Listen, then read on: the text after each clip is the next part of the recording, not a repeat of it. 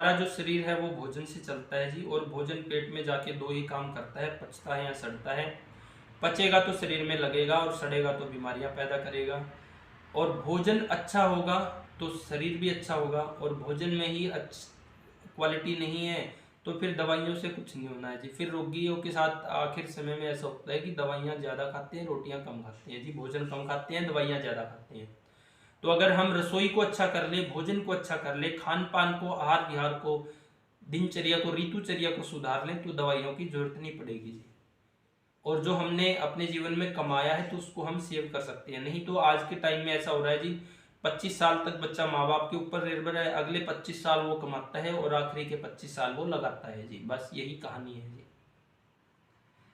तो सबसे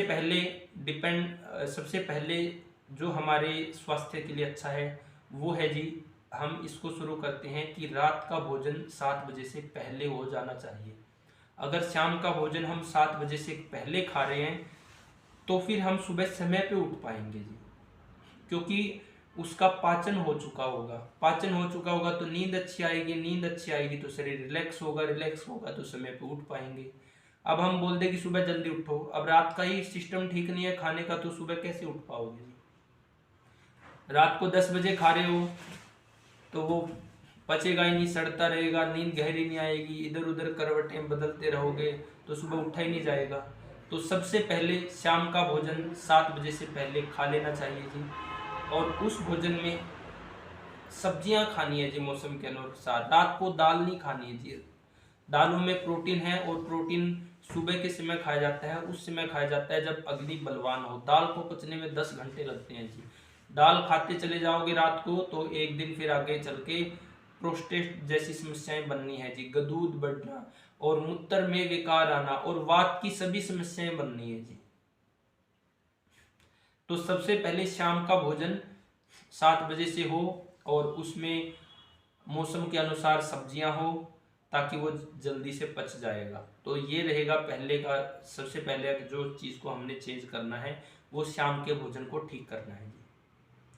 फिर शाम का भोजन 7 बजे से पहले कर लेना है, इसमें सब्जियां खानी है।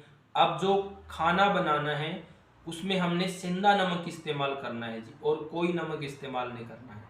सेंधा नमक इस्तेमाल पहली बार करना शुरू करोगे तो क्या है, जो आयोडीन नमक नमक है वो कम डलता है और सेंधा ज़्यादा डलता है। तो अगर आप पहली बार सेंधा नमक इस्तेमाल करना शुरू करोगे तो उसमें होगा क्या, उसी के लेवल का अगर आप नमक डालोगे तो टेस्ट थोड़ा कम आएगा।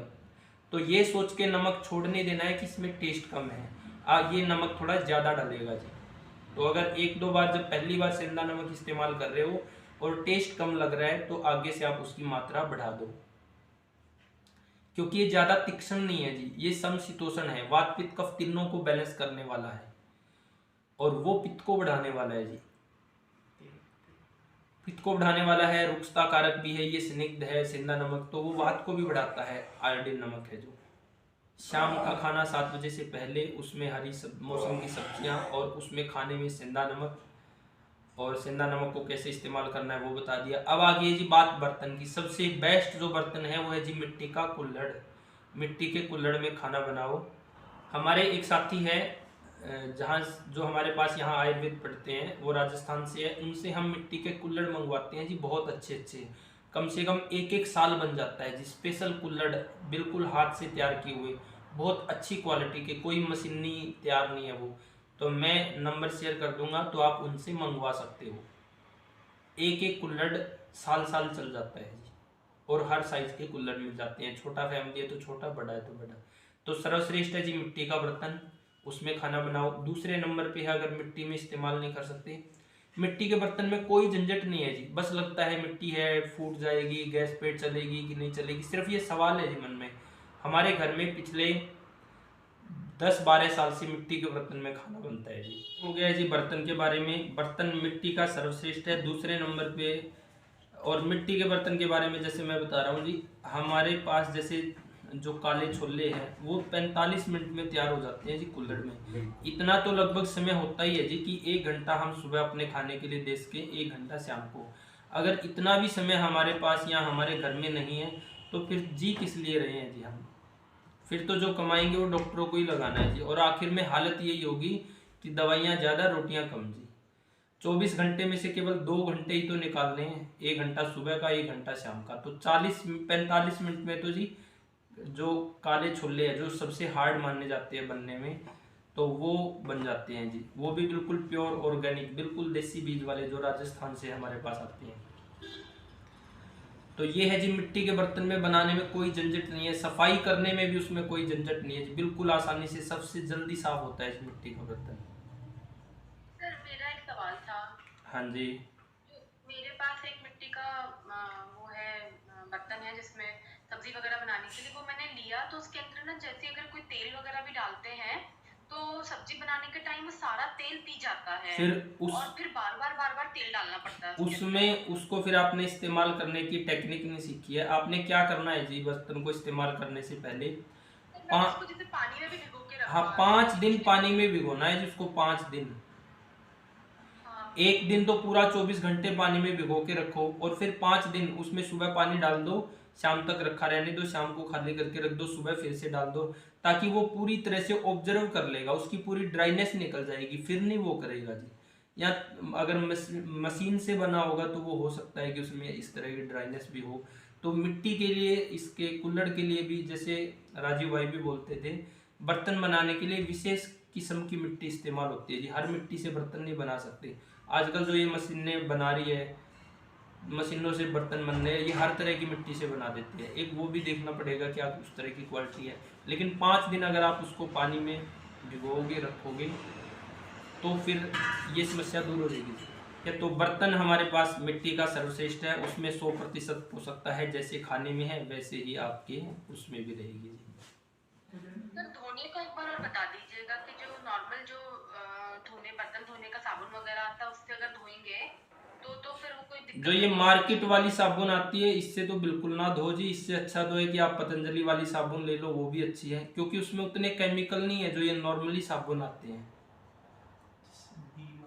उसमें एश आता है पतंजलि वाले। हाँ जी। पतंजलि वाले साबुन में एश से मिक्स होके बनती है, केमिकल कम अगर आता होगा तो बहुत कम होगा जी, कम मात्रा में होगा। आप मार्केट वाले अगर देखोगे तो बहुत ज्यादा है। या अगर आसपास कोई गौशाला वाला साथी बना रहा है तो वो भी आप इस्तेमाल कर सकते हो, क्योंकि ये सब है जो कम कम से कम जहाँ केमिकल हो वो डालते हैं जी। अब आप मार्केट में जो नॉर्मली साबुन चल रहे हैं बर्तन धोने के लिए, जो उसमें बहुत ज़्यादा केमिकल है जी, तो वो इस्तेमाल ना करो जी। आप खाना है जो वो 7 बजे के आसपास हो जाना चाहिए। फिर रात को सोते समय गाय का दूध पीना है जी। और फिर अगर आप 7 बजे खा रहे हो तो उसका समय से पाचन होगा, तो फिर आप सुबह टाइम से उठ पाओगे। अब हमने बात कर ली थी कि खाने में सेंधा नमक इस्तेमाल करना है जी। मिट्टी के बर्तन में बना खाना सर्वोत्तम है, उसमें जो पोषकता है वो 100% रहती है जी। और बर्तन से पहले कोशिश करनी है, व्यवस्था करनी है जी, कि जो आपका खाना है वो शुद्ध हो, उसमें जहर ना डलाओ जी, खाद दवाई स्प्रे यूरिया ये ना डलाओ। अपने परिवार के लिए कम से कम इतने खाने की व्यवस्था करो कि जो जहर मुक्त हो जी। तो पहले हमने व्यवस्था करनी है शुद्ध भोजन की, और फिर उसको ठीक बर्तन में बनाना है, फिर उसमें सेंधा नमक इस्तेमाल करना है, और जो तेल है वो अपने ऋतु के अनुसार इस्तेमाल करना है जी। अगर आप लोगों के पास गाय के घी की व्यवस्था है तो उसको इस्तेमाल करो। अप्रैल से अक्टूबर के महीने में छौंक लगाने के लिए गाय का घी पहले नंबर पे है जी। फिर आप दूसरा ऑप्शन में नारियल का तेल इस्तेमाल कर सकते हो। सर्दियों में नवंबर से फरवरी तक गाय का घी भी इस्तेमाल कर सकते हो, और दूसरा नंबर है जी मूंगफली का तेल। और वसंत ऋतु के 2 महीनों में इस्तेमाल करना है जी सरसों का तेल, क्योंकि सरसों का तेल कफ शामक है, जिस समय शरीर में कफ अत्यधिक बढ़ा हो तो उस समय सरसों का तेल इस्तेमाल करना है जी। तो वसंत ऋतु के 2 महीनों में, केवल 2 महीनों के लिए ही सरसों का तेल बोला गया है जी, क्योंकि ये कटु है, उष्ण है और शुक्र नाशक है, तो शुक्र के लिए उतना अच्छा नहीं माना गया इसको। तेल है जो, उसकी व्यवस्था आप खुद अपने पास करो कि आप ऐसी जगह से उसको निकलवाओ जहां निकलते समय तेल गर्म ना हो जी। तो पहले शुद्ध भोजन, फिर ठीक बर्तन में बनना, फिर उसको टाइम पे खाना। शुद्ध भोजन होगा, ठीक बर्तन में बना होगा, टाइम पे खाओगे तो ही पाचन होगा जी। तो ही फिर जिस कार्य के लिए भोजन कर रहे हो वो अपना कार्य करेगा। मान लो भोजन शुद्ध ले आए, उसको जल्दबाजी में कुकर में बना दिया तो कोई फायदा नहीं है जी। एल्यूमिनियम के बर्तन में बना दिया तो कोई फायदा नहीं है। आपने शुद्ध भोजन भी ले आए, ठीक बर्तन में भी बना लिया, लेकिन टाइम पे नहीं खाया, उसका भी कोई फायदा नहीं है जी। आपने शुद्ध भोजन भी ले आए, ठीक बर्तन में बना लिया, टाइम पे भी खा लिया, ऊपर से आपने पानी पी लिया है या खाने के साथ ही दूध ले लिया है या चाय ले ली है, तो उसका भी कोई फायदा नहीं है। तो ये 4 स्टेप तो ऐसे है जो एक दूसरे से जुड़े हैं। जब ये ठीक रहेंगे तभी भोजन का पाचन होगा, और भोजन पचेगा तो ही वो शरीर में लगेगा। तो भोजन जब भी खाएं इस दृष्टि से खाना है ताकि वो पचे जी। पचेगा तो शरीर में लगेगा, नहीं सड़ेगा तो बीमारियां पैदा करता रहेगा। अगर भोजन के सड़ने से ही बीमारियां पैदा है तो फिर हम अकेली दवाइयां और डॉक्टर से बीमारियों को ठीक नहीं कर सकते। तो यहाँ तक स्टेप हुआ जी कि करना क्या है। फ्रिज का इस्तेमाल बिल्कुल नहीं करना है जी। और फिर जब ये सब हमने व्यवस्थाएं कर लिए तो सुबह उठने का टाइम, उठना किस समय है जी, उसका निर्धारण किस आधार पे होना चाहिए। इसमें 2-3 पॉइंट बनते हैं। जो सुबह 2 से 6 का समय बोला गया है जी, शाम को भी 2 से 6 और सुबह भी 2 से 6, ये वात का समय है जी। इस समय वात बलवान रहता है। और सुबह 5 से 7 और शाम को 5 से 7 बोला गया है कि आंत है जो वो निष्क्रमण का कार्य करती है, बाहर निकालने का कार्य करती है, छोड़ने का कार्य करती है। तो ये 2 समय है जब आंतें छोड़ने का कार्य करती है। तो सुबह ऐसे समय पे उठ जाना चाहिए ताकि जिस समय आंतें अपना छोड़ने का कार्य कर रही है तो उस समय मल त्याग हो चुका हो। अब आंतों का कार्य है 5 से 7 बजे तक, ये छोड़ने का कार्य कर रही है। वात का समय है सुबह 2 से 6 बजे तक। वात का कार्य है जी निकालना। अब अगर कोई व्यक्ति सुबह 5 से 6 के बीच में मल त्याग कर रहा है तो वो सर्वोत्तम है जी। आंत का तो 5 से 7 है, लेकिन वात का कार्य है 2 से 6 बजे तक, उस समय वात बलवान है। अगर वात के समय में सुबह मल त्याग किया जाता है तो उससे अपान वायु अच्छी होती है जी। अपान वायु अच्छी होगी, नाभि से नीचे वाली वायु, तो फिर समान वायु भी अच्छी होगी। और अपान वायु अच्छी नहीं है तो फिर समान वायु अच्छी नहीं होगी जी। अपान वायु अच्छी है तो चारों वायु अच्छी होगी जी। तो बेस्ट समय है मल त्याग करने का वो 5 से 6 के बीच में। तो उठना भी इसी समय के बीच में चाहिए। और फिर 6 बजे के बाद फिर वो कफ का समय आ जाता है 6 से 10 के बीच में, तो वहां पे फिर कफ के गुण आने शुरू हो जाते हैं। इसलिए मल त्याग 5 से 6 वो सर्वोत्तम समय है जी। तो उठने का समय इसके आधार पे होना है ताकि अपान वायु अच्छी होगी। अपान वायु अच्छी होगी तो फिर भूख अच्छी लगेगी, समान वायु भी अच्छी होगी। फिर सुबह का जो सुबह उठते ही कई लोग क्या करते हैं कि 1 लीटर पानी पीने की आदत होती है, 3 गिलास पानी पीने की आदत होती है, आधा लीटर पानी पीने की आदत होती है। तो इसमें आयुर्वेद में कहीं भी उषा पान का जिक्र नहीं है जी। इतना पानी पीने का कहीं भी विधान नहीं है। आयुर्वेद ऐसा बोलता है कि जिस समय जितनी भूख हो और जिस समय जितनी प्यास हो, तो भूख के अनुसार ही खाना खाना चाहिए और प्यास के अनुसार ही पानी पीना चाहिए। जब हम गुणों की बात कर रहे हैं तो गुणों के आधार पे जो जल है वो शीतल है, और जिस समय आपको प्यास नहीं है उस समय भी फिर भी आप जल पीते चले जाओगे तो वो हमारी जठराग्नि को मंद करता है जी। जरूरत से अधिक पिया गया जल जठराग्नि को मंद करता है, क्योंकि जल के अंदर शीत गुण है। तो वो क्या करेगा जी, अधिक जब जल पिया जाएगा, प्यास ही नहीं है, जिस समय प्यास हो तो वो तो शरीर की रिक्वायरमेंट है जी, शरीर उसको पचा देता है। और जिस समय प्यास ही नहीं है फिर भी आधा लीटर 1 लीटर पानी पिएंगे तो वो अग्नि को मंद करेगा जी। वो अमाशय के क्लेदक कफ को सुखा देगा जी, पक्वाशय के पाचक पित्त को सुखा दे, कम कर देगा, पतला कर देगा जी। अधिक पिया गया जल तो वो अग्नि को मंद कर देगा। अग्नि मंद है तो अनुलोमन भी अच्छा नहीं होगा जी। अधिक जल पिया है, अग्नि मंद है, अनुलोमन है नहीं, वो किडनी को ज्यादा फिल्टर करना पड़ रहा है जरूरत से ज्यादा, तो यहाँ पे किडनी फेलियर जैसी समस्याएं भी बनती है समय के साथ। तो सुबह उठ के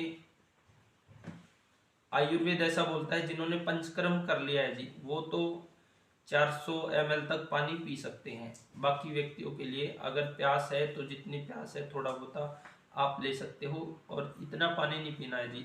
2 गिलास, आधा लीटर, पौना लीटर, 1 लीटर या 1.5 लीटर।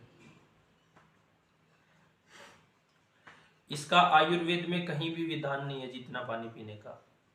अब कई लोग क्या करते हैं कि वो जब पीने लग जाते हैं तो फिर उसके हिसाब से उनको कृत्रिम प्यास भी लगने लग जाती है जी। मान लो आपने 10 दिन पिया है तो 11वें दिन भी शरीर डिमांड करेगा।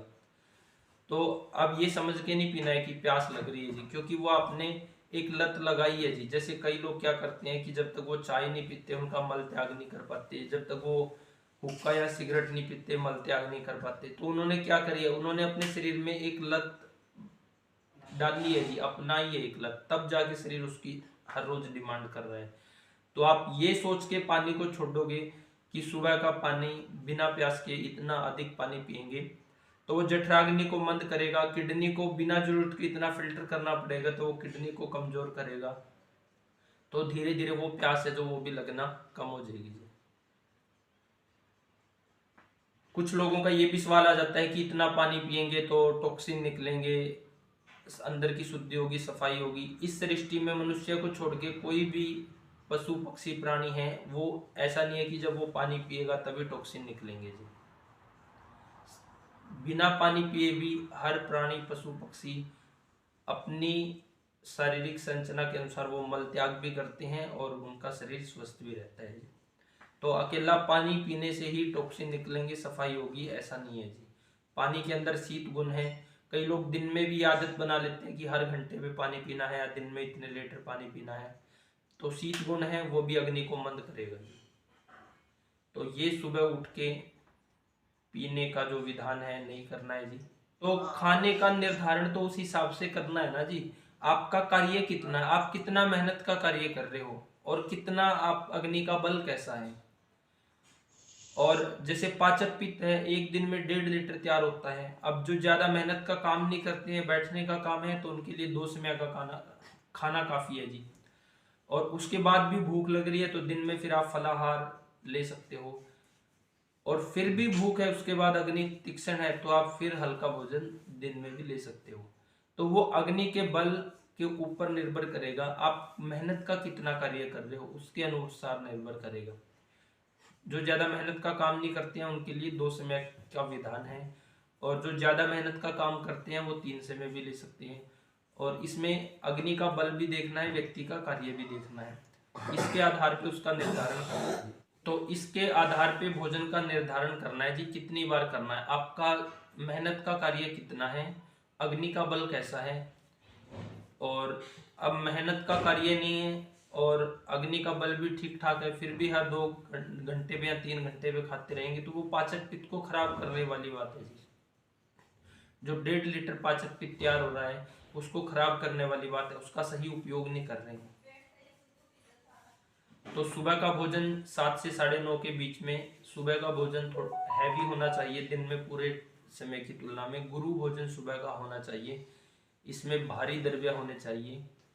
तो सुबह का भोजन 7 से 9:30 के बीच में। जो भोजन का विधान है वो यही है कि जी अग्नि के बल के अनुसार खाओ। अग्नि का जो बल है वो सूरज के साथ जुड़ा है जी। जैसे सूरज निकलने पे खाओ और सूरज छिपने से 40 मिनट पहले का जो विधान है। तो ये 2 समय भोजन की है जो ज्यादा मेहनत का कार्य नहीं करते हैं जी उनके लिए।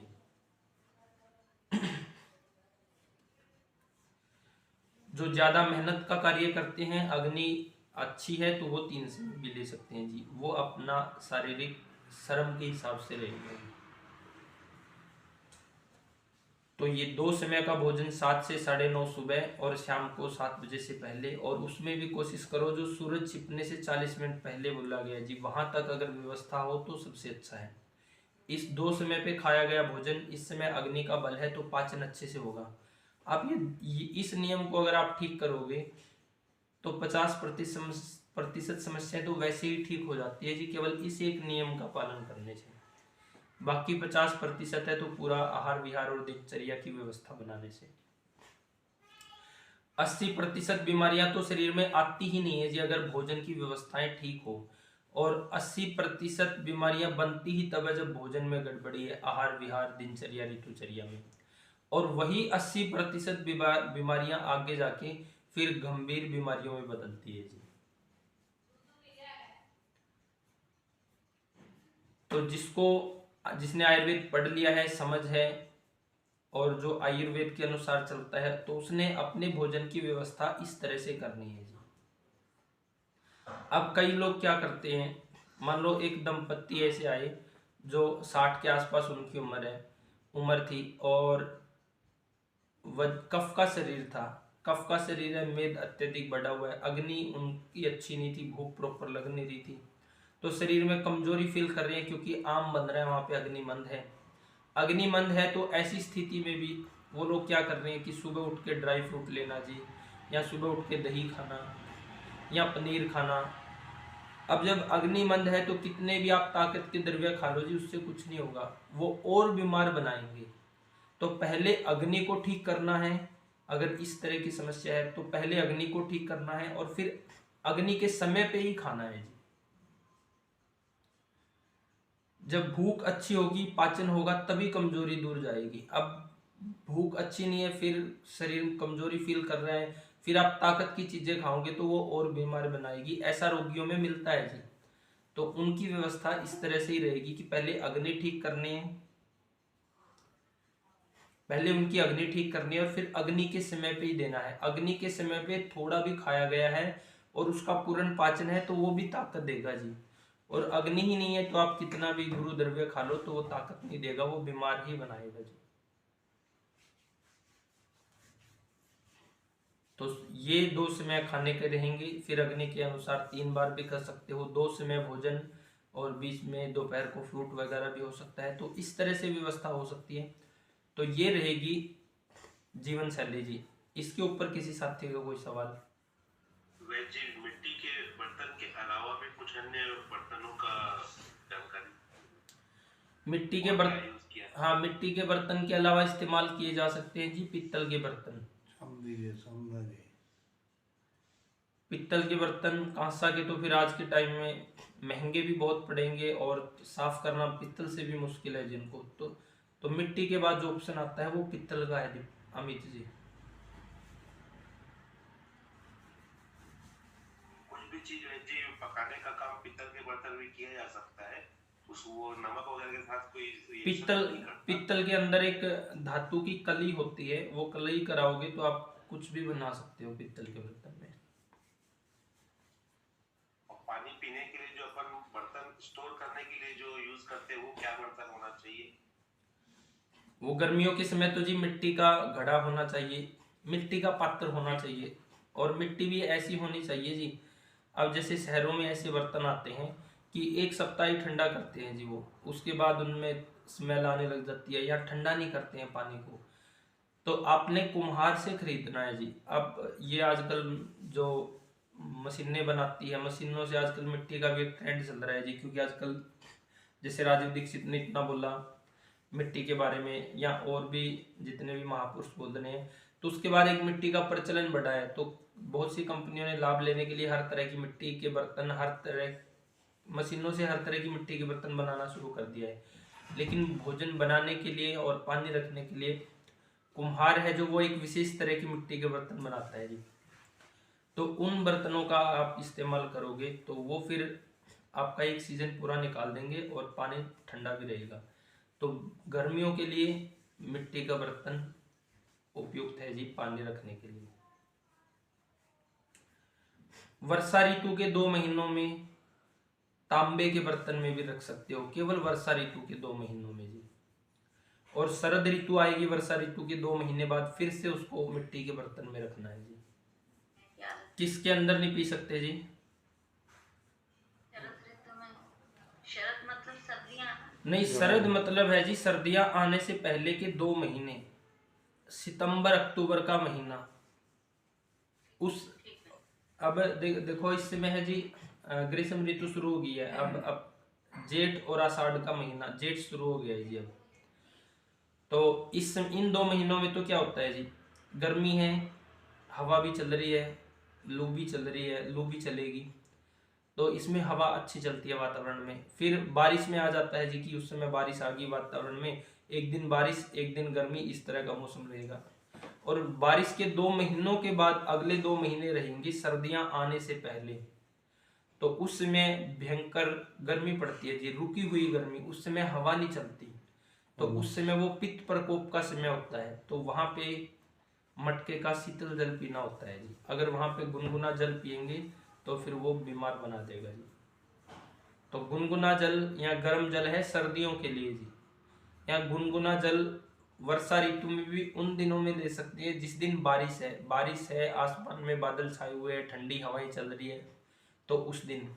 वर्षा ऋतु में जिस दिन भयंकर गर्मी है तो उस दिन शीतल जल ही पीना है जी।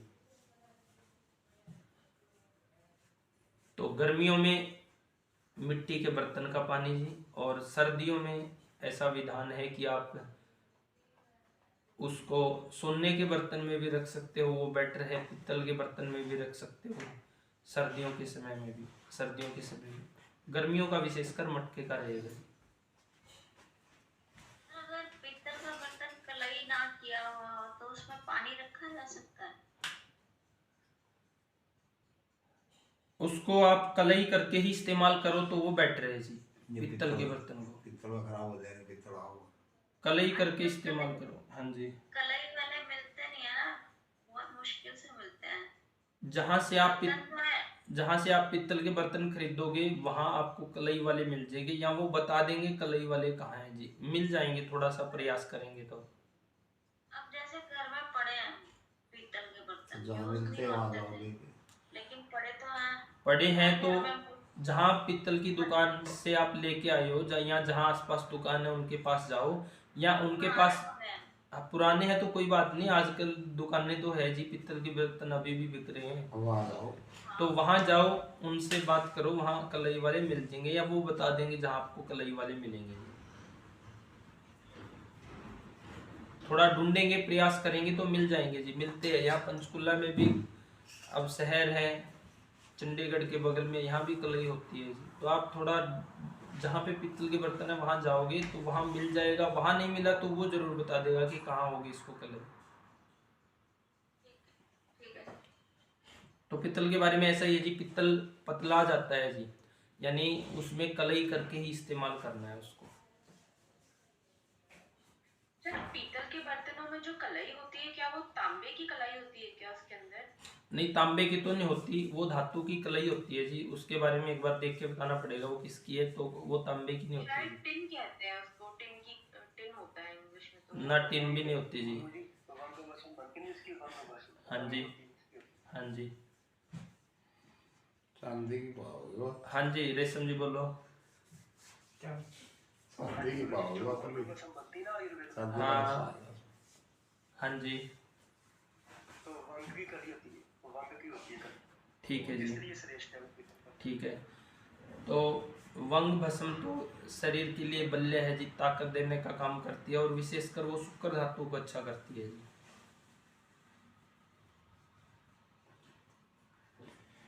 वेज जी, भोजन खाने के लिए जनरली हम लोग अभी अब स्टील के थालियों का उपयोग करते हैं, पीने के लिए स्टील के गिलासों का उपयोग करते हैं। इसमें अब क्या करना चाहिए? देखो, पहले के टाइम में पित्तल का इस्तेमाल होता था या कांसे का इस्तेमाल होता था। अब उससे हम एल्यूमिनियम और स्टील के ऊपर क्यों आए हैं जी, या क्यों लाया गया है?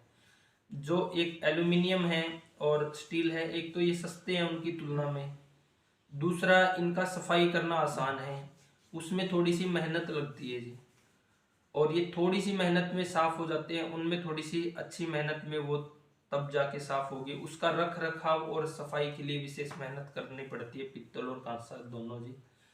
तो पित्तल और कांसा ये खाने के लिए सर्वश्रेष्ठ है, और खासकर कांसा का बर्तन अच्छा है जी।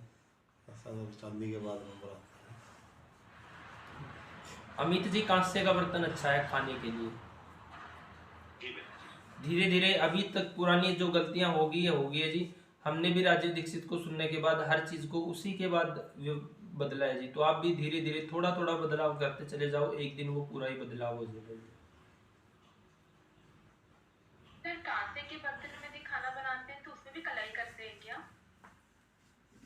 कांसे के बर्तन में कलई नहीं होती, ये इन्होंने पूछा खाने के लिए, पकाने के लिए उसके अंदर कलई नहीं होती जी कांसे में। पित्तल में कलई होती है। सर, जैसे पीतल में यदि कलाई हो गई तो फिर अब जब हम खाना उसे पकाते हैं तो उसमें वंग भस्म की तो गुणवत्ता आ जाती है, पर पीतल का तो नहीं आता होगा उसके अंदर, क्योंकि अंदर एक लेयर हो रखी है।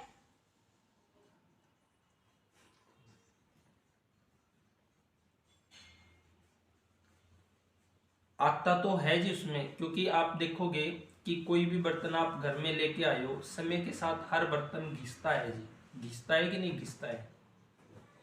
ऐसा तो है नहीं कि आज आप कोई एक पतीली आज ले आए तो वो 100 साल चलती है, 5-7 साल के बाद हर बर्तन घिस जाता है जी। तो वो इस्तेमाल तो होता है, घिसाव तो हर बर्तन में होता है जी।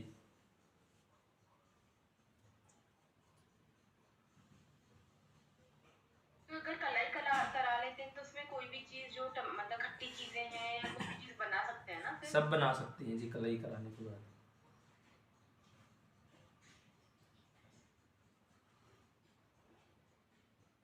बना सकते हैं जी। और किसी साथी का कोई सवाल जी? हाँ। बर्तन को आप ऋतु के अनुसार इस्तेमाल करो जी।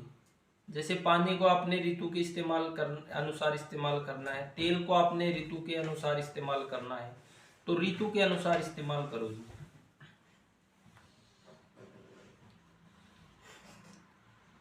अब ऋतु के अनुसार अगर आप गर्मियों के समय में नारियल का, गाय का घी या नारियल का तेल इस्तेमाल करोगे तो शीतल है तो किसी का भी पित्त नहीं बढ़ेगा जी। सरसों का तेल इस्तेमाल करोगे तो कहीं ना कहीं पित्त बढ़ाने का काम करेगा। गर्मी में सरसों का तेल वर्जित है जी। क्यों वर्जित है आप निकालो जी, अष्टांग हृदय में आपको पढ़ाते हैं सरसों के तेल के बारे में। आप निकालो जी अष्टांग हृदयम सूत्र स्थानम 5वां अध्याय श्लोक नंबर 59 और पेज नंबर 77 पर जी। ये जी सरसों का तेल, इसके बारे में इसके गुण कर्म स्वभाव लिखा हुआ है। अमित जी इसके बारे में पढ़ो। सरसों का तेल कटु उष्ण तीक्ष्ण होता है।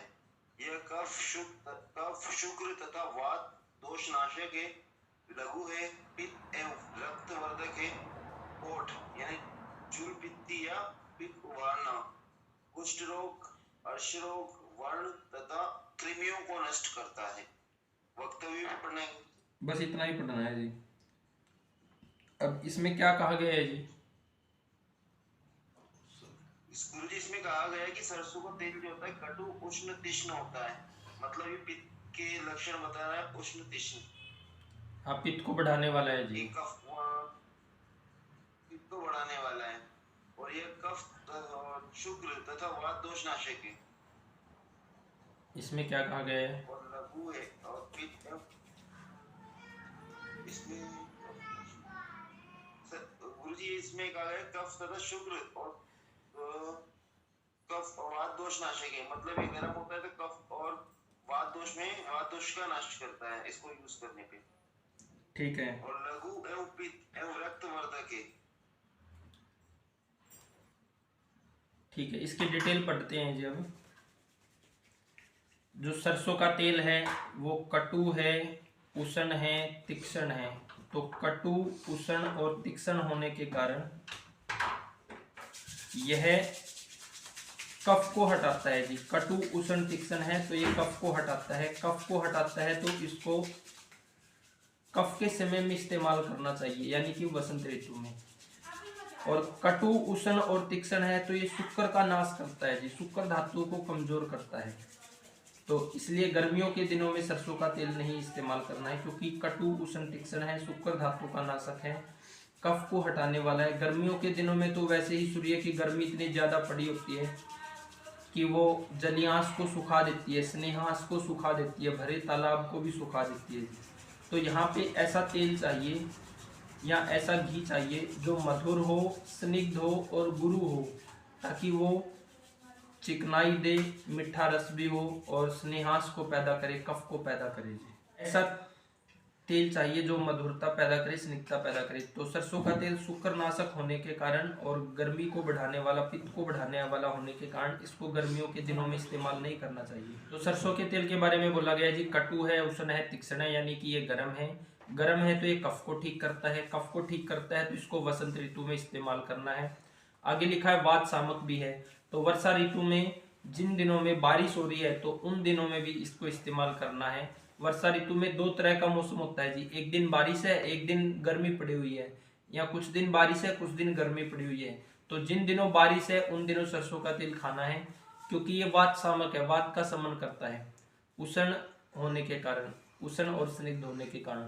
तो तो इसको इस्तेमाल करना है जी वसंत ऋतु में और वर्षा ऋतु में। वर्षा ऋतु में भी केवल उन दिनों में जिन दिनों बारिश है, इसलिए हमारे यहाँ पे प्रचलन है कि बारिश होते ही वर्षा ऋतु में यहाँ पे तेल के वो पकवान बनाए जाते हैं जी। वो इसीलिए बनाए जाते हैं ताकि वात का शमन हो। तो सरसों का तेल कफ और वात को शमन करने वाला तथा पित्त को बढ़ाने वाला, तो पित्त को बढ़ाने वाला इसलिए गर्मियों के दिनों में नहीं खाना चाहिए। और ये शुक्र धातु को नाश करने वाला है, इसलिए भी इसको गर्मियों में नहीं खाना चाहिए।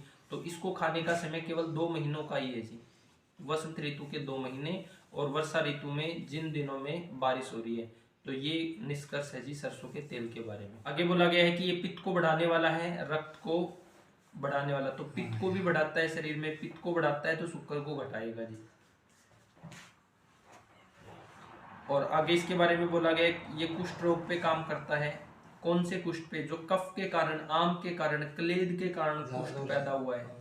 जिस कुष्ठ के अंदर दाह है, जलन है, उसको ठीक नहीं करेगा जी, ये केवल कफज कुष्ठ को ठीक करेगा। अरसो रोग पे कार्य करता है, तो ये वातज और कफज अरसों के ऊपर कार्य करेगा। अरसो रोग यानी बवासीर जी। आगे है कि ये वरण को अच्छा करने वाला है और कृमियों को हटाने वाला है जी। तो कटु है, उष्ण है, तीक्ष्ण है, तो कीड़ों को हटाने वाला है। पेट में कीड़े हैं तो वहां उनको हटाने वाला है जी। कहीं पे भी क्लेद है, कीड़े है, तो उसको हटाने वाला है कटु, उष्ण और तीक्ष्ण होने के कारण जी। ये कफ प्रधान व्यक्ति है और कफ बहुत ज्यादा बढ़ा हुआ है। कफ को कम करने के लिए भी अपन भले चाहे गर्मी का समय क्यों ना हो, सरसों का तेल उपयोग कर सकते हैं क्या, कि उससे फिर पित्त और बढ़ जाएगा तो और दिक्कत हो जाएगी? मतलब चिकित्सा ऐसी रहनी चाहिए कि एक दोष को तो आप ठीक कर रहे हो लेकिन दूसरे को ना बढ़ाए साथ में।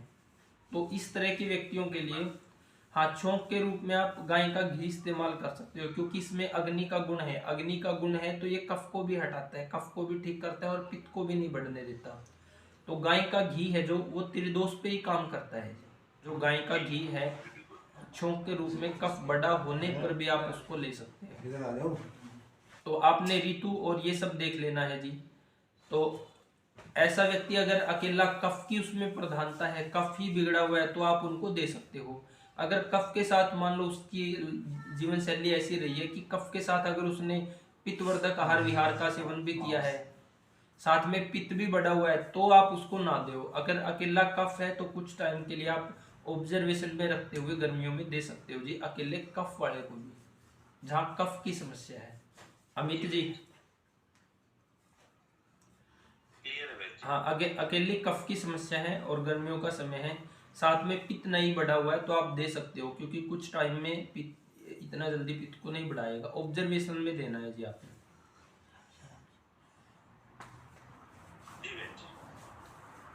और इतना फास्टली भी नहीं बढ़ाता जी पित्त को, पहले संचय करेगा ये अंदर, फिर जाके पित्त को बढ़ाएगा। तो इतना जल्दी भी नहीं। जैसे तिल का है, तिल का तो बहुत तीक्ष्ण है, तिल की तुलना में कम तीक्ष्ण है। तिल के तेल को आप गर्मियों में खा के देखो, आपको 2 या 3 दिन में ही पता चल जाएगा जी, या सप्ताह में ही पता चल जाएगा कि ये अंदर गर्मी कर रहा है। तो सरसों का तेल उतनी फास्ट गर्मी नहीं करता है, तो ये धीरे धीरे पहले पित्त का जमा करेगा जी, संचय करेगा, और फिर जब पित्त का प्रकोप आएगा तो उस समय पित्त प्रकोपित होगा जी, फिर वो अपनी समस्याएं दिखाएगा। सरसों का तेल जो है यदि मालिश करने के लिए यदि उपयोग किया जाता है तो क्या वो भी फिर पित्त का शमन करता है? नहीं करेगा जी पित्त का शमन, पित्त को बढ़ाने वाला है नहीं। हाँ, कफ का शमन करेगा जी। अच्छा, हाँ जी।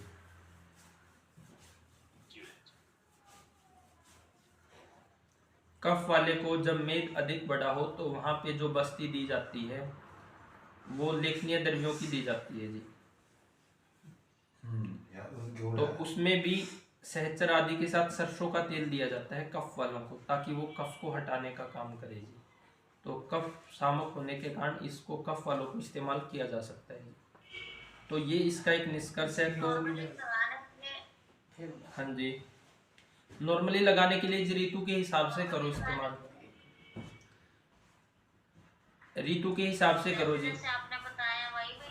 हाँ, गर्मियों के समय में आप गाय का घी लगा सकते हो या नारियल का तेल लगा सकते हो, और सर्दियों में आप तिल का तेल लगा सकते हो। लगाने में वो ज़्यादा अच्छा है जी मूंगफली की तुलना में। और वसंत ऋतु में आप सरसों का तेल लगा सकते हो। तिल का जो तेल है वो मालिश के लिए सर्वश्रेष्ठ बोला गया है जी, क्योंकि वो बिल्कुल सूक्ष्म से सूक्ष्म अवयव में जाता है।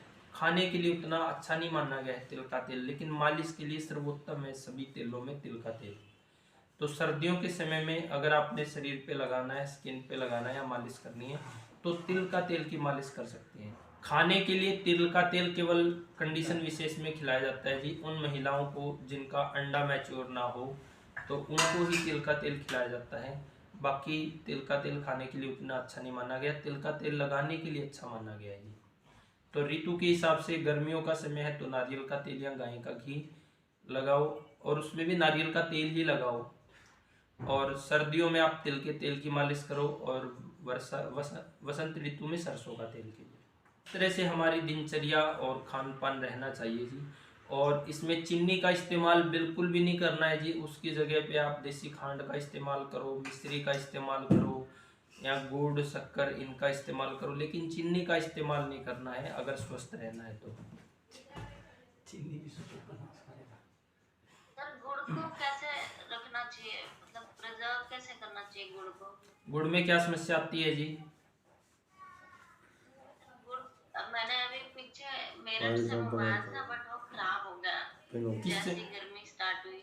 ठीक है, तो फिर फंगस आ गई है।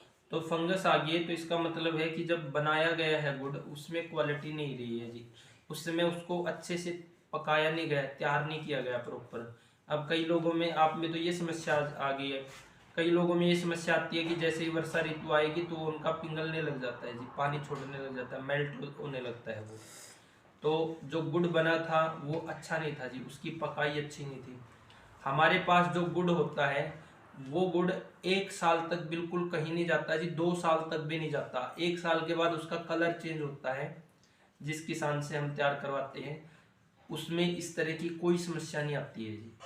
तो जहाँ से बनाया गया है वो तैयार अच्छे से नहीं किया गया, इसलिए समस्या आई है जी। तो जो हमारे पास गुड़ है वो जैसे नवंबर में बना है, दिसंबर में बना है, तो सर्दियों में तो वो बिल्कुल सॉफ्ट रहता है जी, आप बिल्कुल आराम से उसको इस्तेमाल तोड़ लो। अब जैसे गर्मी का समय आएगा तो गर्मी में कठोर हो जाता है जी, क्योंकि गर्मी में हर चीज़ में ही कठोरता आ जाती है। और वर्षा ऋतु में भी वो कोई खराब नहीं होगा जी। वर्षा ऋतु में बस उसको कोशिश करनी है कि उन 2 महीनों में एयर टाइट उसमें बंद रखो। एयर टाइट में भी बंद नहीं रखोगे तो भी ना तो उसमें मेल्ट होने की समस्या आती है जी, वो अच्छा रहता है। एयर टाइट में रखोगे तो और अच्छा रहेगा। तो 1 साल तक 2 साल तक वो गुड़ खराब नहीं होता जी। साल के बाद उसका कलर जरूर चेंज हो जाता है। तो गुड़ को अगर अच्छा बना है तो बल्कि इन 2 महीनों में तो जी, ग्रीष्म ऋतु में तो खुले बर्तन में रखो, क्योंकि वो टाइट हो जाएगा, फिर वर्षा ऋतु में मेल्ट नहीं होगा जी। सिंपल जी, मेरठ से मैंने भी गुड़ मंगाया था, 5 किलो गुड़ आया था, उसको भी फंगस लग गई थी। तब फिर मुझे भी किसी ने बताया कि ये ढंग से पका हुआ नहीं है, वो कच्चा था, उसमें ना मॉइस्चर था उस गुड़ के अंदर। तो मॉइस्चर होने से जैसे उसको डब्बे में पैक करा, उसके अंदर फंगस लग गया था। हम जिस किसान से मंगवाते हैं जी, प्योर ऑर्गेनिक गुड़ है, जिसमें किसान 10 साल से 12 साल से ऑर्गेनिक खेती कर रहा है, वो गुड़ मंगवा के देखो जी आप, बिल्कुल आप 1 साल रख लियो, कुछ नहीं होगा जी गुड़ को। ठीक है सर। तो गुड़ अगर हाँ जी प्रॉपर बना होगा तो ये फिर समस्या नहीं आएगी जी। तो आपने मीठा अगर इस्तेमाल करना है तो उसको मिश्री को इस्तेमाल करो, देसी खांड को इस्तेमाल करो, गुड़ और शक्कर को इस्तेमाल करो। और दूध पीना है तो दूध को मीठा करके नहीं पीना है जी, बिल्कुल फीका पीना है। कुछ दिन आप पीने की आदत डालो तो दूध गाय का वैसे ही मीठा लगने लगेगा। अगर बाई चांस उसमें गुड़ डालना भी पड़े तो मिश्री ही डालो जी, मिश्री के अलावा दूध में कुछ ना डालो। तेल, बर्तन और चीनी खांड ना डालें तो अच्छा है जी। दूध में कोई मीठा ना डालो जी, क्योंकि दूध में प्राकृतिक मिठास होती है जी। दूध में मीठा डाल के अगर पियोगे, कफ वाला पिएगा तो आम बनाएगा जी, वात वाला पिएगा तो पचने में थोड़ा भारी हो जाएगा। सिर्फ पित्त वाला ही है जो मीठे वाला, उसको कोई दिक्कत नहीं करेगा जी। मिश्री इस्तेमाल करो जी आप, मीठा नहीं करके पियोगे तो कुछ दिन में आदत डल जाएगी जी, वो वैसे ही मीठा लगने लगेगा। तो जब ये आदर्श हमारी रसोई होगी, आदर्श हमारी जीवन शैली होगी, तो फिर हमारे स्वास्थ्य का नंबर आता है जी। फिर जाके कहीं दवाइयों का नंबर आता है, तब दवाइयाँ अपना काम कर पाती है जी। अगर किसी ने औषधि दवाई लेनी है तो ही, जब जीवन शैली आहार विहार ठीक होगा तभी दवाइयाँ काम कर पाएगी। किसी ने शोधन चिकित्सा करनी है तो भी उसका फायदा तभी मिलेगा जब आपका जीवन शैली पूरी तरह से ठीक होगी जी, रसोई ठीक होगी। तो बीमारियां आती भी रसोई बिगड़ने से है जी, और बीमारियों का ठीक होने का आधार भी वहीं से रहेगा। तो आपने चिकित्सा केवल उन्हीं लोगों को देनी है जी। या आयुर्वेद में वही लोग ठीक होंगे जिनका इस तरह से रसोई ठीक होगी जी, क्योंकि 80% बीमारियां आपके गलत खान पान आहार विहार दिनचर्या से बनती है, और वही 80% बीमारियां आगे जाके 20% गंभीर बीमारियों में कन्वर्ट होती है जी। तो आप बीमारियों से बच सकते हैं अगर रसोई और खान पान आपका ठीक हो तो खाने का नियम क्या हो, इसके ऊपर एक दिन पहले भी हम डिस्कस कर चुके हैं जी। दिन में जो मेहनत नहीं करते हैं उनके लिए 2 टाइम, जिस तरह अग्निहोत्र सुबह और शाम किया जाता है, तो 2 टाइम का खाना फिक्स, ये 2 टाइम के खाने का समय फिक्स करना है जी। सुबह 7 से 9:30 और शाम को 7 से पहले, और उसमें भी बेटर है कि सूरज छिपने तक। ये 2 टाइम पे फिक्स रखना, इस टाइम पे खाना है। और बीच में अगर भूख लग रही है तो आप भूख के अनुसार ले सकते हैं जी। उसके ज्यादा जितना खाएंगे तो वो आपका जो आप पाचक पित्त खराब करते रहोगे। हाँ जी। ऑफिस जाते हैं उनके लिए प्रैक्टिकलिटी क्या है? जो ऑफिस जाते हैं, आवाज क्लियर नहीं आई जी। जो ऑफिस जाते हैं, दोबारा रिपीट करना। जो ऑफिस जाते हैं उनके लिए आज के टाइम में प्रैक्टिकल क्या हो सकता है? आज के टाइम में, हाँ, आज के टाइम में बीमार वही है जी जिनके पास खाने का समय नहीं है। अब जिनके पास समय ही नहीं है तो वो कैसे ठीक हो पाएंगे जी। आप देखोगे, एक तो वो व्यक्ति जिसकी पुलिस में नौकरी है जी, उसके पास खाने का कोई टाइम नहीं है, उसकी ड्यूटी कभी भी लग जाती है और उसका ड्यूटी का कोई समय नहीं है। तो आप ऐसे व्यक्ति को आप कैसे ठीक करोगे जी? तो वो तो उसने बैलेंस बनाना पड़ेगा ना अपना। अगर ड्यूटी कितने टाइम की है जी, सुबह खा के जाओ, अगर 7 बजे तक वापस आ रहे तो आते ही खा लो। या ऑफिस ऐसे भी है जी, नहीं छोड़ सकता अभी तो प्रैक्टिकल तो उनको कुछ देना पड़ेगा हमारे को,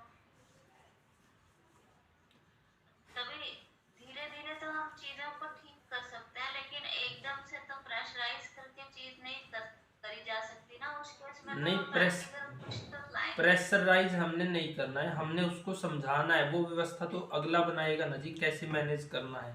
अगर ड्यूटी का टाइम 9 से 7 है तो 7 बजे आप पहुंच गए तो 7 बजे खा लो जी।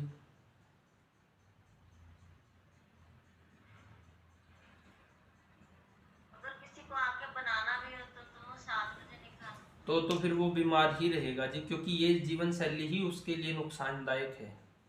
पहले के टाइम में लोग क्यों स्वस्थ थे जी? क्योंकि पहले के टाइम में लोगों का एक बैलेंस था जी, काम का और खाने का, दोनों का बैलेंस था जी। ऐसा नहीं था कि उनके पास काम नहीं था, उनके काम में और खाने में बैलेंस था जी। पहले आप देखते होगे आपके दादा नानी जो 100 साल जीते थे, 100 साल में भी आखिरी दिन तक दांत थे, आंखें थी, सब कुछ होता था जी। वो चलते चलते इस संसार से चले जाते थे। तो कारण यही था कि उनके काम में और खाने में, काम में और स्वास्थ्य में बैलेंस था जी। वो बैलेंस को लेके चल रहे थे जी।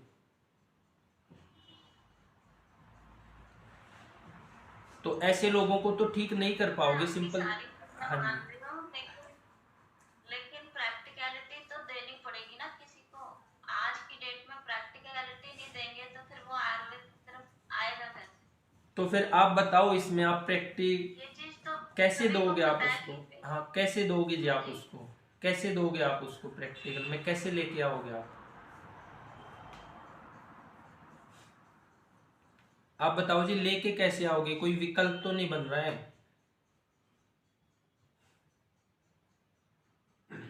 आपकी आवाज क्लियर नहीं आई, क्या कह रहे हो? आप ये बताओ, उनको प्रैक्टिकल में लेके कैसे आओगे? आपके पास कोई सुझाव हो तो आप बताओ, कैसे लेके आओगे? हाँ जी, बोलो। कच्चा खाना खिलाया जा सकता है उस केस में या नहीं? कच्चा खाना तो जी देखो, ये भी बड़ा अच्छा पॉइंट उठा दिया है। जिस व्यक्ति सैलेड है वो खिलाया जा सकता है। जिस व्यक्ति को भूख नहीं लग रही है, अब आप आयुर्वेद के अनुसार कच्चे और पके खाने का डिफरेंस समझो जी। जिस व्यक्ति को भूख नहीं लग रही है जो, तो वो कच्चे खाने को पचा सकता है जी। अब आप ये बताओ, अगर आपको भूख ही नहीं है और आपको सलाद खाने के लिए बोलेंगे तो क्या सलाद का पाचन हो पाएगा? नहीं सर, वो तो पॉसिबल नहीं है। हाँ, तो फिर उस केस में आप क्या देंगे जी उनको?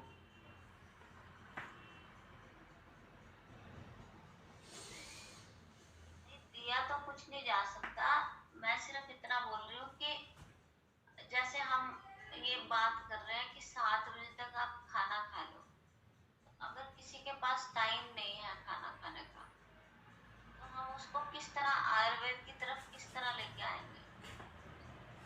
ठीक है, अब इसको 2 पॉइंट में डिस्कस करते हैं। पहले तो कच्चा और पक्के का बात करते हैं जी। जो कच्चा खाना है, कच्चा खाना, अब नेचुरोपैथी वाले तो जी हर किसी को कच्चा खाओ कच्चा खाओ। आयुर्वेद यहाँ पे कैसे कोरिलेट करता है? आयुर्वेद यहाँ पे प्रकृति को महत्व देता है जी। प्रकृति कैसी है, अग्नि का बल कैसा है, ऋतु कौन सी है। अब एक व्यक्ति जिसके अंदर भूख ही नहीं है, तो आयुर्वेद वहाँ पे क्या बोलता है जी? वहाँ पे दाल का सूप बना के दो जी, जिसमें दाल कम है और पानी ज़्यादा है। उसमें आप सौंठ डालो, उसमें धनिया डालो, उसमें जीरा डालो, उसमें लहसुन डालो। इससे खाना संस्कारित होता है जी। जब खाना संस्कारित होता है तो वो क्या करेगा? वो अग्नि का बल नहीं लेगा जी, वो जल्दी से पकेगा, पचेगा और अग्नि को ताकत देगा। पहला तो सवाल ये है सिंपल जी कि जिनको भूख ही नहीं है उनके लिए आयुर्वेद में यूज की व्यवस्था है जी, सूप की व्यवस्था है। पतली सी दाल, पकाई हुई दाल जिसमें सौंठ छोंक लगा हुआ है, उसमें सौंठ डला है, जीरा डला है, धनिया डला है, लहसुन डला है, जो अग्नि प्रदीप्त करने वाली है। तो जिनको भूख नहीं है उनको हम दाल का सूप देंगे जी। ये दाल का सूप पचेगा भी और अग्नि को प्रदीप्त भी करेगा। सिंपल जी, हुआ क्लियर? हाँ जी सर, होगा। आयुर्वेद ये बोलता है जी, संस्कारित खाना हर व्यक्ति के लिए है और कच्चा खाना केवल एक ही कंडीशन में है, जिनकी अग्नि तीक्ष्ण है उनके लिए कच्चा खाना है जी। कफ वाले को कच्चा खिलाओगे तो कफ के अभी गुण नहीं पड़े हैं तो वो कफ को बढ़ा देगा जी। कफ वाले के लिए कच्चा खाना है ही नहीं है जी। और कच्चा खाना में मतलब सलाद, फ्रूट है जो कच्चे खाने में नहीं आते हैं जी। अब आम है, अब कब खाओगे आप? जब प्रॉपर पका हुआ है। कच्चा तो नहीं खाते कोई भी आम। केला कब खाओगे? जब पका हुआ है। तो फ्रूट है वो कच्चे में नहीं आते, वो पका हुआ है जी। फ्रूट, हर फ्रूट पका हुआ खाते हैं और पका हुआ खाना तीनों ही प्रकृति के लिए है। तो आयुर्वेद में जैसे कफ है जिसको अग्नि मंद है, वात है जिसकी अग्नि विषम है, जैसे पीछे हमने गुण पढ़े हैं, तो इनके लिए संस्कारित खाना है जी। संस्कारित खाना जल्दी पचेगा और अग्नि को ताकत देगा जी। तो ये जो ट्रेंड चला है ना जी, कच्चा खाओ, हर किसी को कच्चा खिलाओ, ये गलत है। कच्चा खाना केवल एक ही कंडीशन में है, जब अग्नि अत्यधिक तीक्ष्ण हो तो उसी कंडीशन में कच्चा दे सकते हैं। सैलेड वगैरह की जो बात करते हैं, फ्रूट तो हर फ्रूट पके हुए हैं, उनमें तो कच्चा कुछ है ही नहीं। जब प्रॉपर पक गया है तो उसका पूरा वो पचने में भी आसान है। फ्रूट तो कच्चे में आते ही नहीं है जी, नंबर 1। नंबर 2, सलाद आते हैं या सैलेड वगैरह जो आता है कच्चा, वो सिर्फ पित्त वाले के लिए, जिसकी अग्नि तीक्ष्ण है। कफ और वात वाले के लिए कच्चा नहीं है जी, उसके लिए लघु, सुपाच्य और संस्कारित आहार की व्यवस्था है जी। तो एक पॉइंट तो ये हुआ। हाँ जी, अब बोलो। सैलेड तो कोई भी नहीं खाता है, मैं फ्रूट्स की बात कर रही थी। तो फिर फ्रूट तो कच्चे में नहीं आएंगे जी। हमारे अकॉर्डिंगली तो वो कच्चा ही, मतलब नेचुरल फ्रूट वही होता है। नहीं, फिर वो कच्चा नहीं बोल सकते ना जी। कच्चा तो वो आम को कच्चा खाओगे आप, वो तो एक फूड जब, हाँ, वो डेफिनेशन आपके अनुसार वो गलत है जी, उसको कच्चा नहीं बोलेंगे हम। वो तो प्रॉपर पका हुआ है, हर पकी हुई चीज पचने में आसान है। अब एक गलत परिभाषा दी गई है ना जी। फ्रूट्स तो खा लेते हैं लेकिन सैलेड नहीं खाते हैं, तो फ्रूट्स तो खिलाए जा सकते हैं ना उनको। फ्रूट खिलाया जा सकता है क्योंकि वो पका हुआ है जी। फ्रूट पचने में आसान है वो। इसलिए खिलाया जा सकता है, जैसे आपका खाना संस्कारित है, पका हुआ है, पचने में आसान है,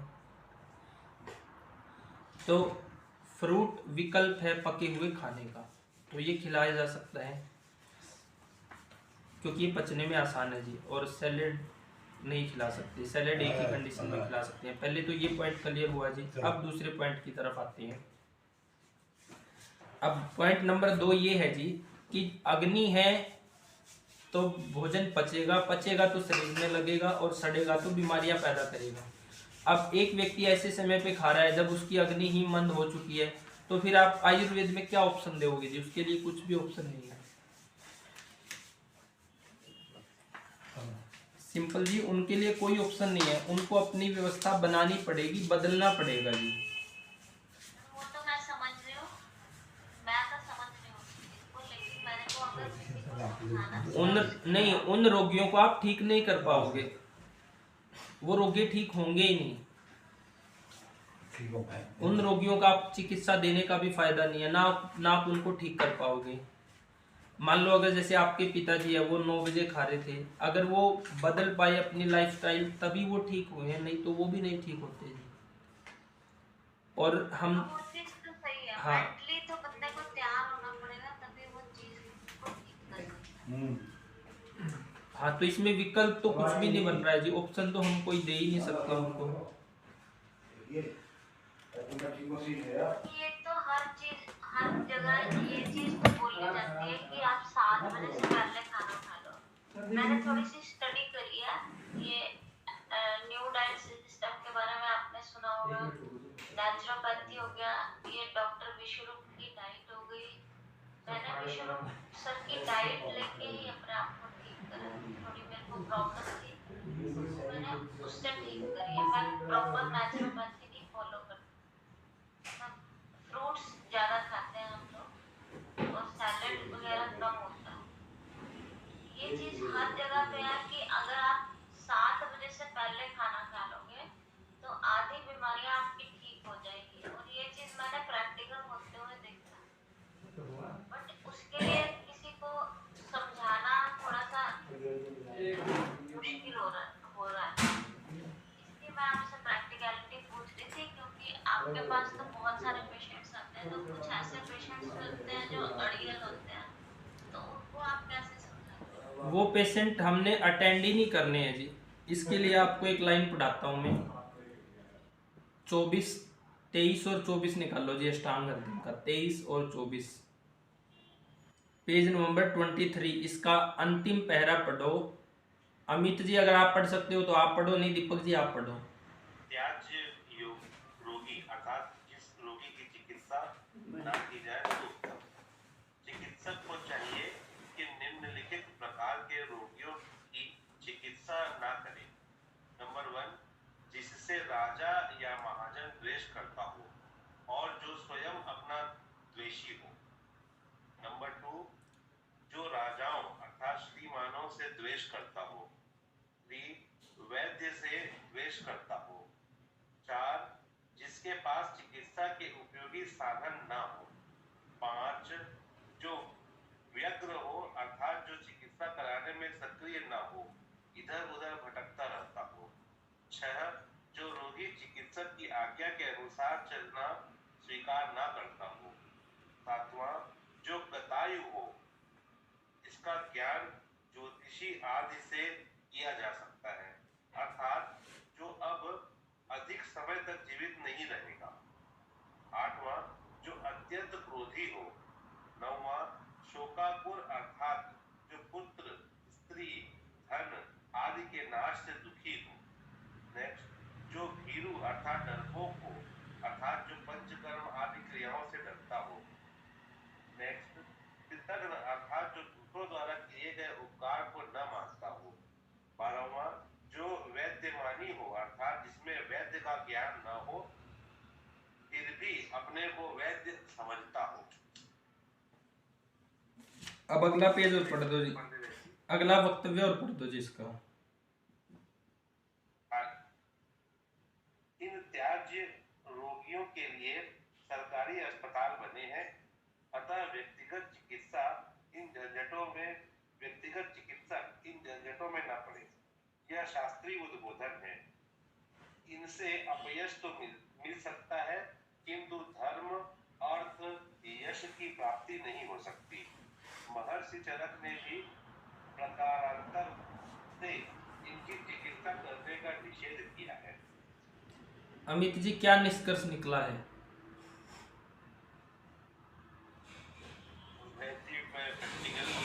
जैसे मैम अभी बोल रहे थे, शायद 90% रोगियों को तो रवाना ही कर देना चाहिए, क्योंकि यहाँ पर कहीं पर वो फिट ही नहीं बैठेंगे। देखो जी सिंपल जी, अब आपके सवाल का जवाब सुनो। आप केवल उन्हीं रोगियों को ठीक कर पाओगे जो पूरी तरह से अपने अनुसार आपको बदल पाएगा। केवल उन्हीं रोगियों को ठीक कर पाओगे। जो रोगी बदल ही नहीं पाएगा, वो बीमार तो उन्हीं कारणों से है, तो उसको आप ठीक नहीं कर पाओगे, बिल्कुल भी 1% भी ठीक नहीं कर पाओगे। और ऐसे रोगी की अगर आपने चिकित्सा शुरू कर दी, ठीक तो वो होना नहीं है, तो वो बस यही बोलेगा, नहीं ये चिकित्सक अच्छा नहीं है, आयुर्वेद अच्छा नहीं है, ये चिकित्सा पद्धति अच्छा नहीं है। जबकि जिन कारणों से समस्या बनी है उन कारणों को ही ठीक नहीं कर पाएंगे, तो हम चिकित्सा स्वस्थ होने की कल्पना कैसे कर सकते हैं? यहाँ कोई विकल्प नहीं है सिंपल जी।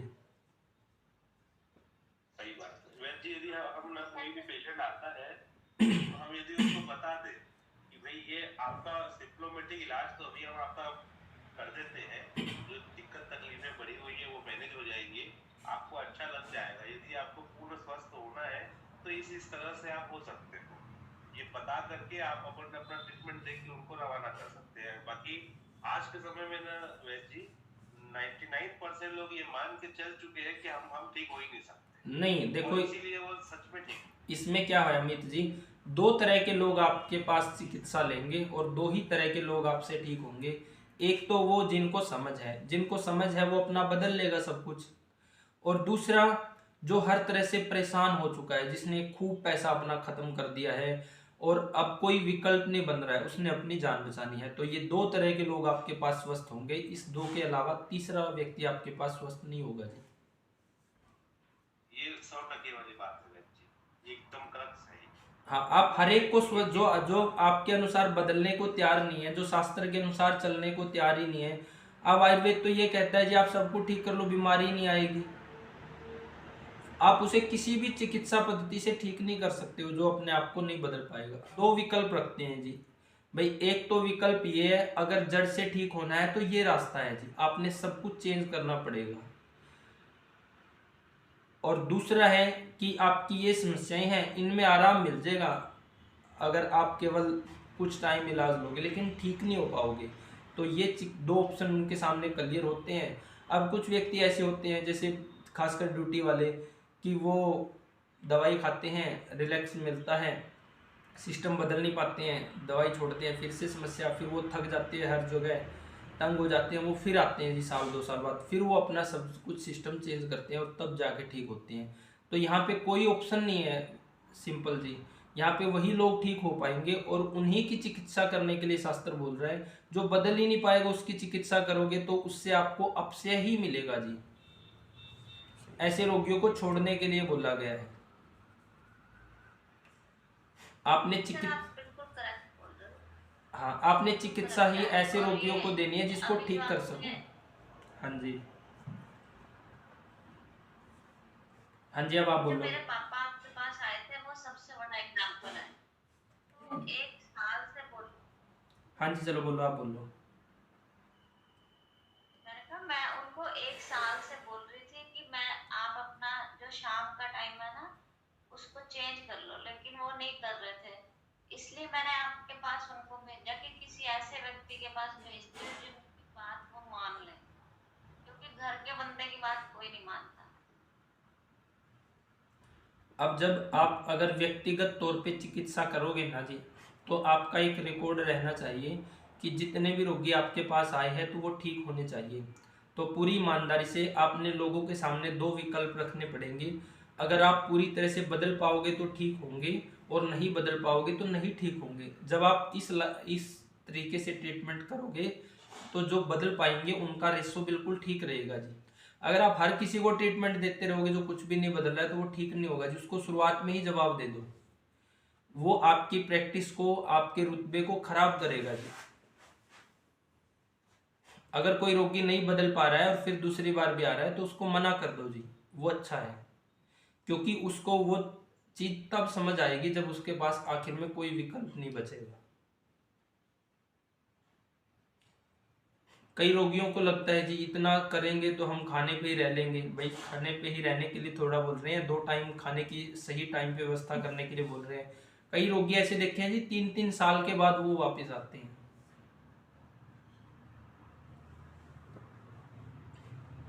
सर वापस तो आना ही पड़ेगा, अगर ठीक होना है तो वापस आना ही पड़ेगा, इन्हीं पद्धतियों पे आना पड़ेगा। तो आपने तो मैं 2 अपने आप विकल्प को रखने हैं जी संभाल करके ठीक कर सकती हूँ। तो आपने तो उनके सामने 2 विकल्प रखने हैं जी। अगर जड़ से ठीक होना है तो ये पूरा सिस्टम चेंज करना पड़ेगा। आराम चाहिए तो ले लो, लेकिन ठीक नहीं होगे तो अब वो अगले की मर्जी है। उससे आपका सिस्टम खराब नहीं होगा जी, आपकी प्रैक्टिस खराब नहीं होगी, आपका रुतबा खराब नहीं होगा। आपका रुतबा ऐसा बनना चाहिए, क्योंकि प्राइवेट सिस्टम में लोग तभी आएंगे अगर उनको परिणाम है। अगर आप हर किसी को दवाई देते चले जाओगे, वो जीवन शैली बदल ही नहीं रहा है, तो वो बोलेंगे ना आयुर्वेद में कुछ दम है और ना आपके वैद्य और चिकित्सक में कोई दम है। तो आपने एक स्ट्रिक्टली अपने नियम बनाने पड़ेंगे। आते हैं वो तो पता चल जाता है जी, जब किसी रोगी को आप 1 घंटा समझाते हो तो उसमें पता चल जाता है कि अगले का व्यवहार कैसा है, वो बदल पाएगा कि नहीं बदल पाएगा।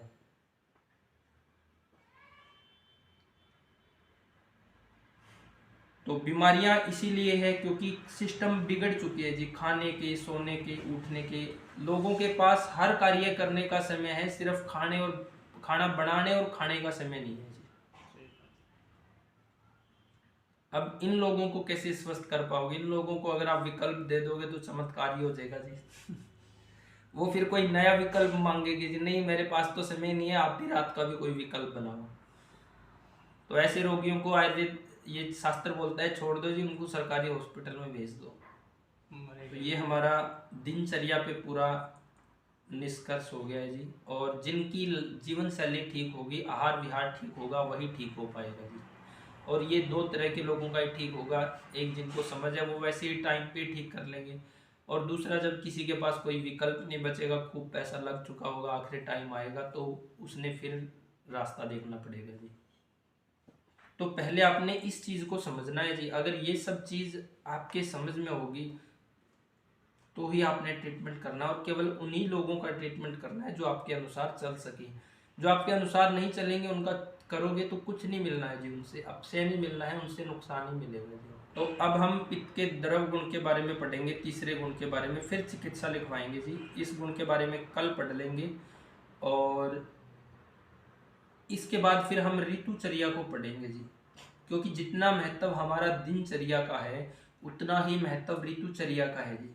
आपकी दिनचर्या ठीक है, खाने का समय ठीक है, सोने उठने का समय ठीक है, लेकिन ऋतु के अनुसार ही नहीं खाओगे, ऋतु के अनुसार ही नहीं कपड़े पहनोगे तो भी तो बीमार पड़ोगे। तो जितना महत्व अभी तक हमने पढ़ा है उतना ही महत्व ऋतु का भी है जी। बहुत मजा आएगा जब आप ऋतु को समझ लेंगे, तो एक क्लैरिटी बन जाएगी जी क्यों लोग बीमार पड़ते हैं। तो इसमें जो सिंपल जी हमने ये देखना है कि किस रोग, चिकित्सा में केवल हर रोगी को पकड़ना वो चिकित्सा नहीं है जी। किस रोगी को आपने पकड़ना है, किस रोगी को छोड़ना है। जब आप लोगों को छोड़ना भी शुरू करोगे तब आपकी प्रैक्टिस अच्छी होगी। केवल पकड़ते रहोगे उससे ही प्रैक्टिस अच्छी नहीं होगी कि कौन सा रोगी हमने छोड़ना है। कोई रोगी इतना बिगड़ के आ गया है, जैसे इसमें लिखा है जो गतायु हो, यानी जिसका टाइम ही थोड़ा बचा हो। अगर आप उस तरह के रोगी को जो असाध्य हो चुका है उसको शास्त्र में जवाब दे के तो चिकित्सा करने के लिए बोला गया है कि ऐसे रोगी की जवाब दे के चिकित्सा करो। तो आपने अभी आगे हम जब अष्टांग हृदय को पढ़ना शुरू करेंगे, अभी गुणों पे पढ़ रहे हैं, तो हमें पता चलेगा कि किन रोगियों को हमने ट्रीटमेंट देना है, किन को हमने चिकित्सा देनी है, किन को नहीं देनी है। पहले ये निर्णय होगा और फिर चिकित्सा शुरू होती है जी। ये नहीं कि जी हर रोगी को दे दो। आपने रोगी की बीमारी की अवस्था देखनी है, साध्य असाध्य की स्थिति देखनी है, वो कितना मानने वाला है, ये सब देख के फिर उसको चिकित्सा दी जाएगी। 13 निकाल लो जी, 13 पेज नंबर निकाल लो जी। पेज नंबर 13 पे लिखा हुआ है जी कोपन। अमित जी इसको पढ़ो आप। जी वैद्य जी। इससे पहले वो पढ़ दो जी, आप समन पढ़ दो, समन, फिर कोपन पढ़ दो। शमन द्रव्य, शमन द्रव्य जैसे पैर,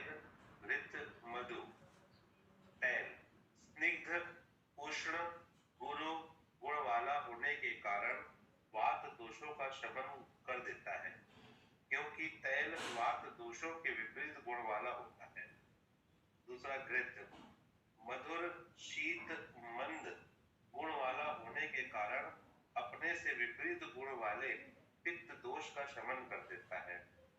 मधु रुक्षण तीक्ष्ण कषाय गुण वाला होने के कारण अपने से विपरीत गुण वाले कफ दोष का शमन कर देता है। ऊपर जो द्रव्य ऊपर वाला समन के बारे में क्या समझ आया जी? समन के बारे में, समन किसको कहा गया है? शमन चिकित्सा के लिए वैद्य जी तैल घृत और मधु ये 3 चीजों का उल्लेख है यहाँ पर। ठीक है। तेल के यहाँ पर गुण बताए गए हैं। यह स्निग्ध होता है अर्थात लुब्रिकेटिंग होता है, इसमें चिकनाई होती है। उष्ण होता है अर्थात गर्म प्रकृति का होता है, लेने के बाद ये अंदर गर्मी पैदा करेगा। गुरु है अर्थात भारी होता है, इसको पचने में समय लगता है, गुण वाला होगा। अतः इन तीनों गुणों के कारण जो है ये वात दोष का शमन करता है। वात के कौन से गुणों को ठीक करेगा? वात में जो है लघु गुण है, वात में सूक्ष्म गुण है, तो वो लघु गुण होने के कारण यहाँ पर विपरीत अपन इसको गुरु गुण की चिकित्सा दे रहे हैं।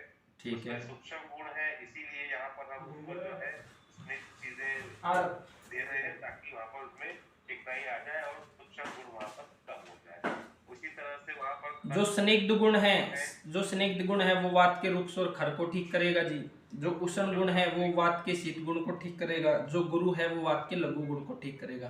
तो इन गुणों के आधार पे जो तेल है वो वात को ठीक करने वाला होता है जी। अब घृत के बारे में पढ़ो जी। मधुर शीत मंद गुण वाला होने के कारण अपने से विपरीत जो है वो पित्त दोष का शमन करेगा। एक मिनट रुकना अमित जी, आप बोलो घी कैसे ठीक करता है पित्त को? घी जो है वो पित्त दोष वालों के लिए ही यहाँ पर उल्लेखित है, क्योंकि पित्त दोष वालों के जो शरीर में उष्णता बढ़ी हुई होगी। ठीक है। उष्णता को यहाँ पर शांत करने के लिए उसका ये शीत गुण है। ठीक है। वहाँ पर उनके शरीर में जो है कषाय होगा, इसीलिए यहाँ पर मधुर गुण कहा गया है। और उनकी जो अग्नि है वो बहुत ज्यादा तीक्ष्ण होती है, इसलिए यहाँ पर इस मंद गुण से युक्त घृत का अनुपात यहाँ पर बताया गया है। ठीक है। मधुर इसलिए बोला गया क्योंकि वहां पे जब पित्त बढ़ जाएगा तो एसिड बनेगा, तो उसकी व्यवस्था इससे करी गई है। तो और शहद के बारे में बताओ। वैद्य जी रुक्षण गुण है, तीक्ष्ण गुण है और कषाय गुण है। इन तीनों गुणों के कारण जो है वो कफ दोष का शमन करेगा। कफ में जो है सबसे ज्यादा जो है वो मंदाग्नि होती है, तो उस मंदाग्नि के लिए यहाँ पर अपन तीक्ष्ण गुण वाले चीजों का उपयोग करेंगे, जिससे उसकी अग्नि जो है वो प्रबल होगी। कफ के गुरु पिछिल स्थूल सांदर इन गुणों को ठीक करेगा जी शायद। तो ये हमने पढ़ ली समन द्रव्य। ये समन द्रव्य उसको बोलते हैं जो दोषों को शांत करता है। अब नीचे वाला पढ़ो जी कोपन द्रव्य। कोपन जो द्रव्य वात आदि दोषों, रस आदि धातुओं तथा मूत्र आदि मलों को कुपित करता है उसे कोपन कहते हैं। जैसे यवक, शुक्र, धान्य विशेष में पठित द्रव्य देखें। पाटल, व्रीहि, मांस, मछली, आम मूलक, सरसों का तेल। बस यहीं तक पढ़ाना था जी, यहीं तक पढ़ाना था। सरसों का तेल, तो सरसों का तेल कोपन द्रव्य में आता है जी। और ये शुक्र का नाश करता है। शुक्र का नाश करता है तो ओज अच्छा नहीं होगा, इसलिए सरसों के तेल को उतना अच्छा नहीं माना गया है जी। सरसों का तेल केवल कफ वालों के लिए है, और सरसों का तेल वसंत ऋतु के लिए, केवल इन 2 महीनों के लिए है जी सरसों का तेल, वसंत ऋतु और कफ वालों के लिए। क्योंकि वात वाले में भी ओज चाहिए आपको और पित्त वाले में भी ओज चाहिए। तो सरसों के तेल के बारे में 2 जगह से हमने पढ़ लिया है, वहाँ पे उसके गुण, और यहाँ पे कोपन द्रव्य में सरसों का तेल आता है। तो वो उतना अच्छा नहीं है जी, क्योंकि वो शुक्र का नाश करता है और ओज को नहीं बढ़ाता है जी।